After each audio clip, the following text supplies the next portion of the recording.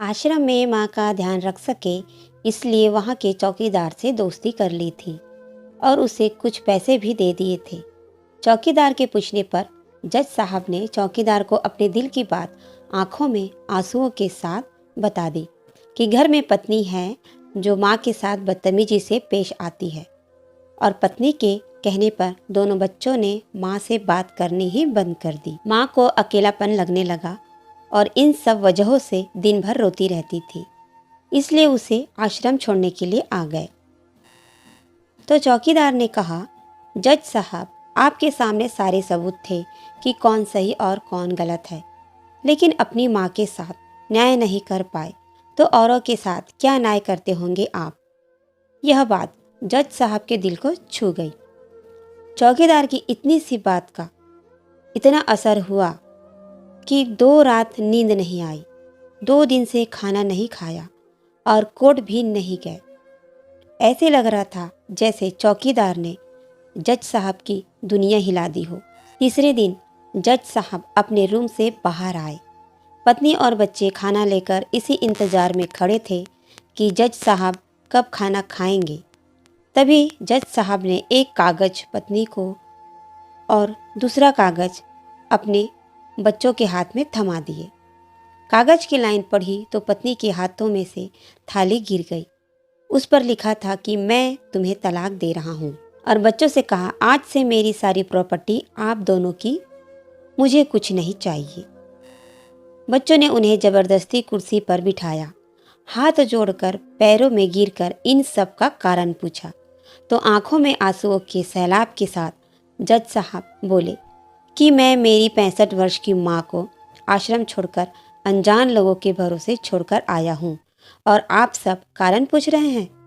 हम लोगों को शर्म आनी चाहिए। रोज मेरी कोर्ट से आने के बाद माँ रोती थी कि बेटा प्लीज मुझे आश्रम में शिफ्ट कर दो।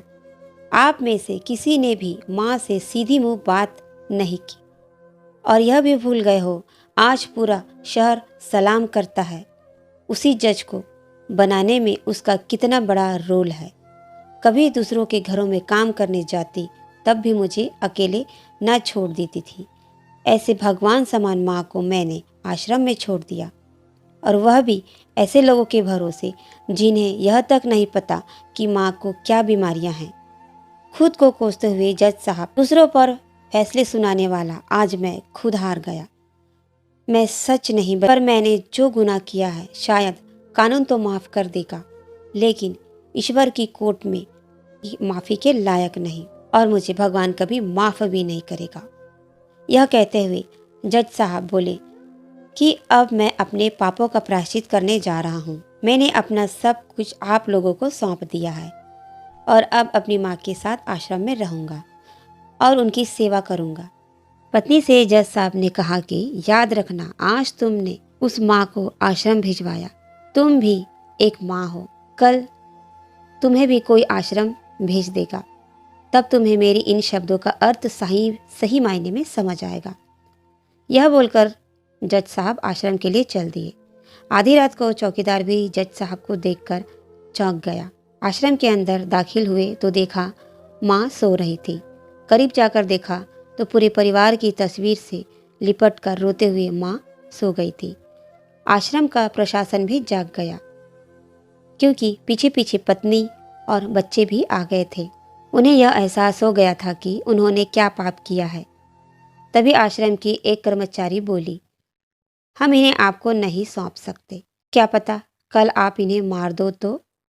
यह सुनते ही जज साहब की पत्नी को दिल में बहुत दर्द हुआ। वह बोल उठी, मैडम जी, शायद हमारे हाथों बहुत बड़ा पाप हुआ है। हम मानते हैं कि हमने गलती की है, लेकिन आप मानो या ना मानो, हम इन्हें एक नया जीवन देने आए हैं। आश्रम के सभी बुजुर्गों की आंखों में आंसू थे। सब के सब रो पड़े। खुशी के आंसुओं के साथ माँ को घर ले आए। लेकिन वही आश्रम में अनेक आंखें ऐसी थी जो किसी न किसी का इंतजार कर रही थी। वीडियो को पूरा पढ़ने सुनने के लिए आप लोगों का थैंक यू।